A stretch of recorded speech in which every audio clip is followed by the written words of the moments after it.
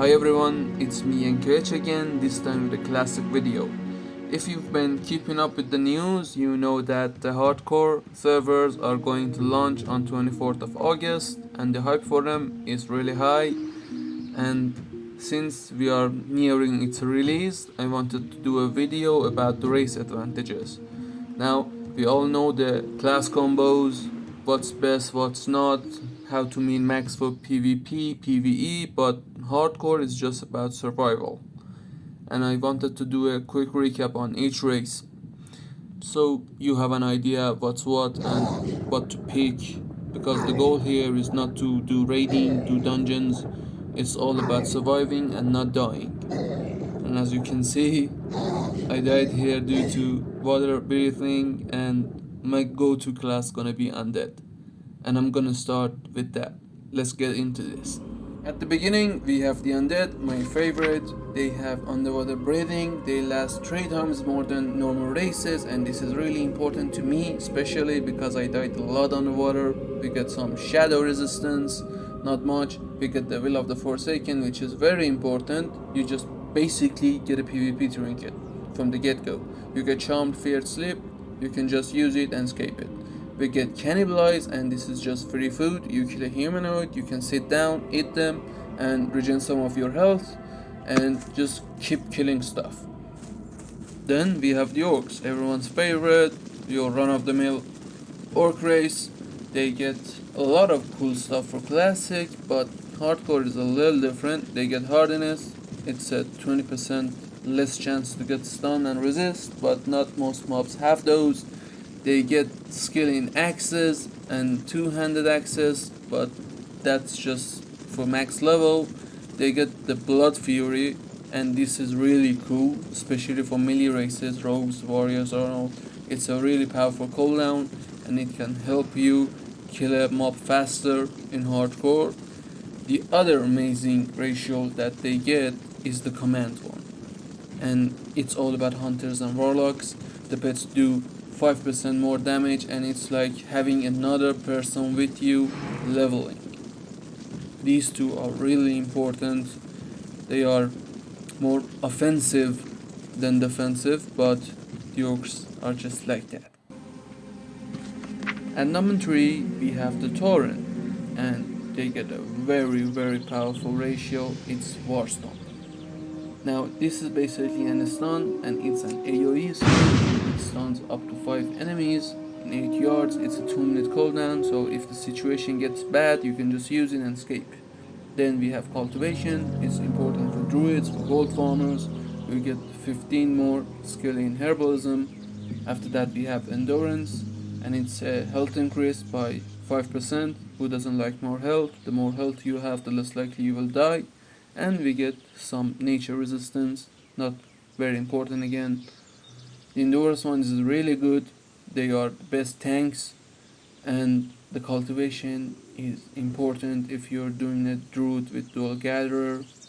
So the Taurens are the best class for gold farmers in Horde. After that we have the Trolls, and the Trolls get regeneration inside and outside the combat. This is important. The more spirit you have, the more regeneration you have, and just basically easier to keep going killing stuff.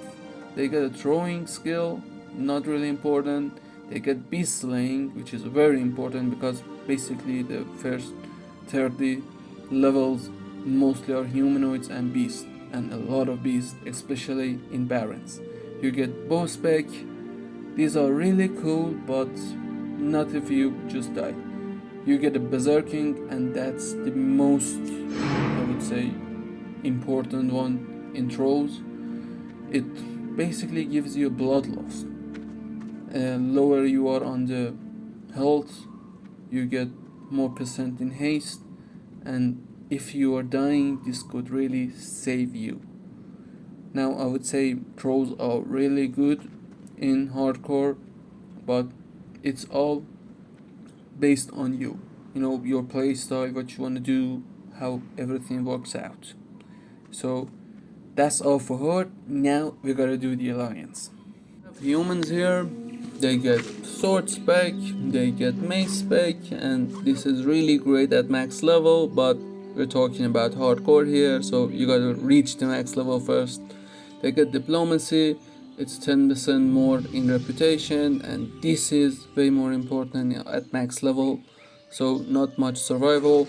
You get the human spirit, which gives you more regeneration. This is very good for priests, and you get perception. Now this is really important, it's a 3-minute cooldown and it will show you all the stealth mob around you. Now in classic there are some places that this is really useful and you can just get ambushed by other mobs, so you can use this and escape. The human spirit is really again useful, like I said, best class for priests and all your run-of-the-mill stuff. After that we have the dwarves. Dwarves get stone form.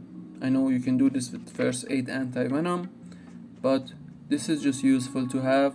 It's a dispel, you can get bleed, poison or disease, you can just use this and get the dispel.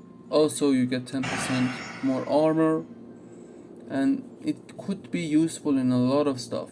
Then you get find treasure, and this is important, it shows you all the treasure in your minimap, so you can get there first and get some gold out of it.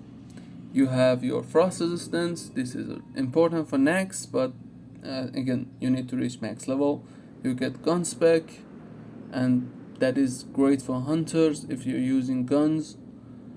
After that it's not really much. We have night elves here, and night elves are just the most beautiful model in the game. They are great eye candy, and I would say that's the best racial they have. You get a joke like Whisper Spirit, you can just move faster when you're dead, but come on, it's hardcore. If you're dead, you're just gonna be mad. You get some nature resistance and you get quickness, it's 1% more in dodge chance. It's great for rogues and all. You get shadow mode, and this is the most useful one in night elves.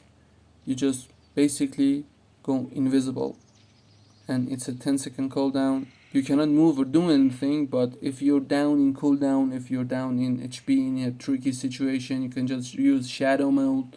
If you want to AFK, you can use shadow mode. You wait stuff, you get your cooldowns back, you regenerate your health and mana or whatever, and do that. But the most important thing in night elves are just the model, and half the population gonna use them because of that. After the night elves, we have the gnomes. Now, the gnomes are really important. They have your best intellect race in the alliance. If you want to use a mage, as a priest, warlock, anything, gnomes are the go-to.